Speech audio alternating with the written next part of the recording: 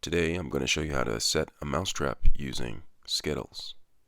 Alright, I figure if I were a mouse, I'd like to eat Skittles, not a piece of cheese.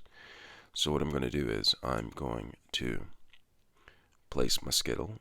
I have a red Skittle because that's my favorite Skittle. If I were a mouse, I'd want a red Skittle on top of the mousetrap, preferably near the back. And what I'm going to do is I'm going to take the Skittle and smash it down a little bit. Just crush it down. And as you do, it sticks to the mousetrap. And then I'm going to take the actual trap, pull it back. The Skittle may fall off, but don't let that discourage you. Just take it, place it back on, crush it a little bit more, like that.